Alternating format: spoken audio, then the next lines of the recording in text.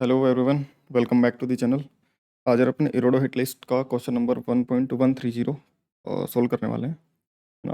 Work energy power का ये question है। इस क्वेश्चन में हमें दे रखा है body of mass M is hold from the earth surface by applying a force F varying with height as F equal to 2 times a by -1 into M ji.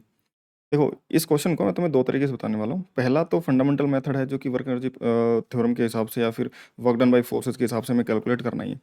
Second, इसकी जो approach होगी वो बड़ी इंटरेस्टिंग होगी, जो कि मैं last में बताऊंगा। और वो वर्क एनर्जी पावर से थोड़ा डिफरेंट टाइप, हम किस टाइप का मोशन होगा ये उस टाइप ऑफ मोशन के हिसाब से इसको डिफाइन करेंगे और उसको सोल्व करेंगे, और उससे कैलकुलेशन थोड़ी सी आसान हो जाएगी अगर हमें आगे की चीज़ें आती हैं।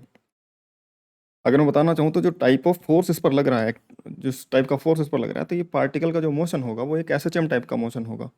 तो उसके अप्रोच में एंड में बताऊंगा, बट पहले जो जिस फंडामेंटल चैप्टर का क्वेश्चन है वर्क एनर्जी पावर का, तो work done by forces simply उस तरीके से कैलकुलेट करके वर्क एनर्जी थ्योरम से इसको सोल्व करूंगा। तो दोनों पार्ट देखना, दोनों बहुत जरूरी है, ठीक है। पहला हमें दे रखा है इनिशियली कि हाँ फोर्स एफ लग रहा है, एफ बोल्ड लेटर्स में लिखा हुआ है, तो एफ वेक्टर दे रखा है ना। F vector 2 times A Y -1 M time -1 into M times G. G bold letters के अंदर, तो जी वेक्टर। जी ग्रेविटी नीचे की तरफ है, तो ग्रेविटी का जो वेक्टर होगा जी वेक्टर डाउनवर्ड वेक्टर होगा। तो ये जो फोर्स दे रखा है ये डाउनवर्ड डायरेक्शन में दे रखा है। अब तुम बोलोगे कि देखो, where as positive constant find the work performed by this force and the increment of the body's potential energy in the gravitational field of the earth over the first half of the ascent. Ascent यानी कि जब particle ऊपर की तरफ move कर रहा होगा, तो उसके फर्स्ट हाफ में टोटल हाइट जो भी जाएगा उसकी आधी हाइट चलने में जो वर्क डन बाय फोर्स और चेंज इन ग्रेविटेशनल पोटेंशियल जी वो पूछा हुआ है। ध्यान सुनो, अगर मान लो ग्रेविटेशनल सॉरी मास एम यहाँ पर रखा हुआ, तो नीचे उस पर एम जी फोर्स लग रहा था, और ये जो फोर्स है एफ ये खुद ग्रेविटी के डायरेक्शन में नीचे की तरफ ही है, तो ये भी नीचे की तरफ लग रहा है, तो ब्लॉक ऊपर जाएगा ही क्यों। तो सबसे पहले देखो, ये जो फोर्स है ए वाई -1, इनिशियली वाई की वैल्यू जीरो होगी, इनिशियली वाई की वैल्यू जीरो होगी तो -1 आएगा, तो minus M G into two, minus का 2 mg, यानी कि वो फोर्स इनिशियली 2 mg ऊपर की तरफ होगा। तो अगर मैं इसको डायरेक्शन अपवर्ड डायरेक्शन को पॉजिटिव बना करके लिखूं, तो इसका मैग्नीट्यूड वाइज अगर लिखना चाहूँ तो ये फोर्स ऊपर की तरफ इनिशियली लगना स्टार्ट होगा। और इसको मैं जो एफ वेक्टर जो मैं लिखूंगा 2 a y - m × g, magnitude wise अगर इसमें को लिखूँ तो ऐसा ऐसा समझ सकते हैं हम कि एक तरीके से माइनस को बाहर निकाल लो, माइनस बाहर निकालो तो माइनस का 2, 1 - a y × mg। अब तुम्हें ढंग से समझ में आएगा। 1 - a y इनिशियली पॉजिटिव होगा क्योंकि y इनिशियली जीरो होगा, और धीरे धीरे बढ़ करके जब 1 a y 1 के बराबर होगा तब जा करके ये वैल्यू पॉजिटिव बनेगी, उससे पहले फिर नेगेटिव बनेगी। उससे पहले जब तक y a × y जब तक <<1 है ये वाली वैल्यू पॉजिटिव रहेगी, तो फोर्स नेगेटिव रहेगा, यानी कि ग्रेविटी जो डाउनवर्ड है उसकी अपोजिट फोर्स लगेगा। अपोजिट टू ग्रेविटी यानी कि अपवर्ड फोर्स है इनिशियली।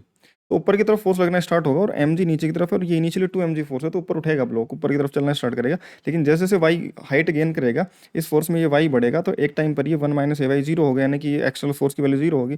फिर a y जब एक से बड़ा और हो जाएगा, क्योंकि जहाँ पर ये फोर्स जीरो होगा वहाँ से पहले पहले तक एफ ज़्यादा था एम जी से, तो ऑब्वियस सी बात है ये ऊपर की तरफ एक्सेलरेट करेगा, तो उस पॉइंट तक जहाँ जहाँ पर ये वाला फोर्स जीरो होगा वहाँ तक पार्टिकल अपनी स्पीड कुछ गेन कर चुका होगा।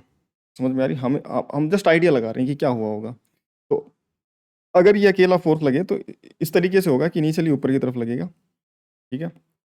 फिर जहाँ पर नेट फोर्स जीरो होगा, या फिर ऐसा समझा दूँ कि ऊपर की तरफ इनिशियली 2 mg लग रहा था, नीचे की तरफ mg लग रहा था, नेट फोर्स ऊपर की तरफ जो आएगा वो ये वाला फोर्स -mg कर दें, तो जहाँ पर नेट फोर्स जीरो होगा वहाँ पर, जहाँ पर नेट फोर्स जीरो होगा वहाँ पर ये वाला फोर्स mg ऊपर की तरफ होगा और एक ग्रेविटी का mg नीचे की तरफ होगा।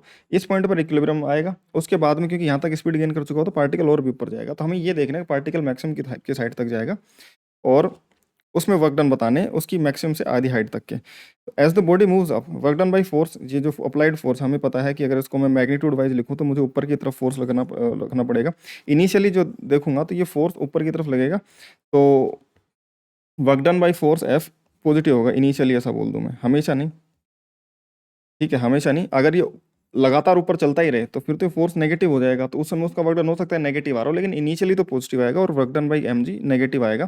तो इस सिनेरियो में हम देखेंगे कि दोनों अपोजिट फोर्स वर्क डन कर रहे हैं, लेकिन एफ फोर्स इनिशियली ज़्यादा है तो ऊपर की तरफ चलना स्टार्ट कर देगा। कंजर्वेटिव फोर्स है ग्रेविटेशनल फोर्स, तो work done by conservative force से negative change in potential energy होता है, तो एम जी का वर्क डन एम जी की चेंज इन पोटेंशियल एनर्जी की नेगेटिव के बराबर होगा। वाई ऊपर इनिशियली वाई इंक्रीज करना स्टार्ट करो, पार्टिकल ऊपर जाएगा तो work done by gravity, M G नीचे की तरफ लग रहा होगा ग्रेविटी का फोर्स, और डिस्प्लेसमेंट ऊपर की तरफ होगा तो इसका वर्क डन नेगेटिव होगा। वर्क डन नेगेटिव होगा तो delta U minus of delta U negative होगा, minus minus plus delta U positive आएगा, यानी कि पोटेंशियल एनर्जी बढ़ेगी। तो वही पूछा इंक्रीमेंट इन पोटेंशियल एनर्जी, मान लो किसी भी हाइट वाई पर अगर चला गया तो work done by M G क्या होगा, work done by M G होगा, नीचे की तरफ लग रहा है फोर्स एफ एम जी और ऊपर की तरफ डिस्प्लेसमेंट वाई, ये कॉन्स्टेंट फोर्स है, कॉन्स्टेंट फोर्स का तो एफ डॉट एस से सीधा निकाला जा सकता है, एम जी नीचे की तरफ डिस्प्लेसमेंट ऊपर की तरफ, वर्क डन नेगेटिव आ जाएगा, कोस 180 माइनस 1 बन जाएगा, तो माइनस का एम जी इंटू वाई, ये तुम्हारा work done by M G जो कि माइनस डेल्टा यू के बराबर होगा, और माइनस से माइनस कट जाएगा, तो डेल्टा यू अगर पूछा जाए तो ये बन जाएगा प्लस का एम जी वाई, और work done by M G पूछा जाए तो माइनस का एम जी वाई। ठीक है, जो अप्लाइड फोर्स हमने लगाया, हमने इसको मैग्नीट्यूड वाइज लिखे ना, तो ये फोर्स एफ एक तरीके से ऐसा माना जा सकता है, इस फोर्स को ऐसा भी लिख सकता हूँ मैं, इस फोर्स को एफ को लिख सकता हूँ 2 टाइम्स एम जी और 1 माइनस ए वाई, और इसकी डायरेक्शन में क्या मान लूँ, अपवर्ड मान लूँ। अपवर्ड डायरेक्शन अगर मानूंगा तो मैं इतना इतना फोर्स लेना पड़ेगा, फिर मुझे ये माइनस हटाना पड़ेगा, क्योंकि जी नीचे की तरफ और ये माइनस, उसको मल्टीप्लाई करके ऊपर की तरफ चला जाएगा, तो ये अपवर्ड डायरेक्शन में फोर्स इतना लगेगा 2 एम जी माइनस ए इंटू वाई। ठीक है, अगर मैं ये फोर्स लेता हूँ तो फिर मैं इसको अपवर्ड डायरेक्शन कंसिडर कर लूंगा, और ये फोर्स लेता हूँ तो फिर मुझे डाउनवर्ड डायरेक्शन ये लगेगा ये उस तरफ। ठीक है, मतलब माइनस से मल्टीप्लाई करके ऊपर ही जा रहा है, बट हाँ जी वेक्टर डाउनवर्ड था। तो मैं मैग्नीट्यूड वाइज अगर इसको लिखूंगा तो फोर्स वेक्टर फोर्स को लिखा जा सकता है 2 टाइम्स 1 माइनस ए वाई इंटू एम जी। अब ध्यान सुनो, अगर ये फोर्स वेरिएबल है तो मैं इसको एफ डॉट वाई से या फोर्स इंटू डॉट डिस्प्लेसमेंट से इसका वर्क डन नहीं निकाल सकता, तो मैं मान लेता हूँ किसी इंस्टेंट पर जब ये हाइट वाई पर है तो फोर्स इतना है, और जब हल्का सा डिस्प्लेसमेंट डी वाई और होगा तो इसका वर्क डन जो डी डब्ल्यू आएगा वो एफ डॉट डी वाई से लिखा जा सकता है, और फोर्स भी ऊपर और डी वाई भी ऊपर, तो इसका वर्क डन पॉजिटिव बना दिया। जीरो से वाई हाइट तक हमें लिमिट लगा देंगे, किसी भी जनरल हाइट वाई में कितना वर्क डन होगा वो कैलकुलेट कर लेते हैं। तो 2 टाइम्स 1 माइनस ए Y plus M G into M G dot D Y, 2 M G बाहर आ जाएगा, 1 माइनस ए वाई इंटू डी वाई का इंटीग्रेशन बन जाएगा, डी वाई मल्टीप्लाई करके बन जाएगा वाई माइनस ए तो ऐसे ही ऐसे वाई का इंटीग्रेशन वाई स्क्वायर बाई 2, और लिमिट जीरो से वाई तक अपर लिमिट रखूंगा तो y minus A Y square by 2, और minus lower limit zero minus zero, तो ये बन जाएगा work done by force F बन जाएगा 2 M G y minus A Y square by 2। समझ में आ गई बात, ये वर्क डन बाई एफ आ गया। अब देखो मैक्सिमम हाइट हमें निकालनी है, तो ऑब्वियस ही बात है एम जी डाउनवर्ड लग रहा है, ये फोर्स जो है उसकी डायरेक्शन बदल सकती है, जब ये वाली चीज़ पॉजिटिव रहेगी नहीं, 1 ग्रेटर देन ए वाई रहेगा तब तक तो फोर्स अपवर्ड लगेगा, और 1 लेस देन ए वाई हो गया उस समय फोर्स फिर डाउनवर्ड खुद लगना स्टार्ट हो जाएगा, तो फिर दोनों रोकेंगे, अगर उससे भी ऊपर जा रहा है तो फिर दोनों रोकना स्टार्ट कर देंगे एम जी और ये। बट इनिशियल अगर मैं देखूँ तो इनिशियल स्पीड जीरो थी और काइनेटिक एनर्जी जीरो रहेगी। फाइनली अगर वो मैक्सिमम हाइट पर पहुंच गया है, मैक्सिमम हाइट कैलकुलेट करना है, तो मैक्सिमम हाइट पर स्पीड जीरो रहेगी फाइनल स्पीड, तो यानी काइनेटिक एनर्जी फाइनली भी जीरो रहेगी। तो इनिशियल और फाइनल दोनों काइनेटिक एनर्जी जीरो है, तो चेंज इन काइनेटिक एनर्जी मतलब जीरो ही है। तो work done by all the forces अगर चेंज इन काइनेटिक एनर्जी बराबर लिखूँ तो work done by force F plus work done by M G equal to zero, total work done उस समय जीरो होगा। तो वाई की वैल्यू जहाँ पर मैक्सिमम हाइट होगा वहाँ पर वाई को मैं एच मैक्स भी लिख दूँ। समझ में आ रही, work done by M G, तो work done by force F तो आ जाएगा 2 M G 1 Y minus A Y square by 2, और वाई की जगह एच मैक्स लिख दूंगा। साथ ही साथ जो ग्रेविटी थी वो नीचे लग रहा था, डिस्प्लेसमेंट वाई ऊपर है, तो माइनस का एम जी वाई इसका वर्क डन था, इसमें भी जीरो से एच तक लिखूंगा, तो एच मैक्स वाई की वैल्यू इसमें एच मैक्स रख दूंगा ताकि इसका एच मैक्स तक वर्क डन आ जाए। तो वाई की जगह दोनों सब जगह एच मैक्स लिख दिया, तो टोटल एच मैक्स तक का वर्क डन आ गया। और इसको जब मैं सोल्व करूंगा एम जी तो कॉमन आकर के चला जाएगा, 2 अंदर मल्टीप्लाई करूंगा 2 एम जी माइनस यहाँ से 2 कट जाएगा, A H max square minus ये H max equal to zero, यहाँ से सोल्व करूंगा तो A H max square minus H max, यहाँ से एच मैक्स कॉमन ले लूंगा, A H max minus 1 equal to zero, यानी कि ये वाला एक्सप्रेशन जीरो कब होगा, या तो ये वाला term zero H max zero यानी कि इनिशियल पॉइंट पर जब चलना स्टार्ट हुआ, या फिर इस पॉइंट पर एच मैक्स जब 1/a हो। अब 1 बाई जो तुम्हारा एच मैक्स है वो जीरो तो है नहीं, क्योंकि यहाँ पर तो देखो ये टोटल वर्क डन किसी जनरल हाइट वाई के लिए हमने वर्क डन जीरो किया, तो यहाँ से तो ये वाई की वैल्यूज हैं, ये वाई की वैल्यूज हैं, एक तो वाई की वैल्यू जीरो, तो वाई की वैल्यू जीरो तो इनिशियल पॉइंट है, तो वो तो एच मैक्स होगा नहीं, एच मैक्स सी वाला होगा 1/a। समझ में आई, ये वाला वाई जो होगा ये एच मैक्स होगा 1/a, जहाँ पर जो तुम्हारा टोटल वर्क डन जीरो होगा।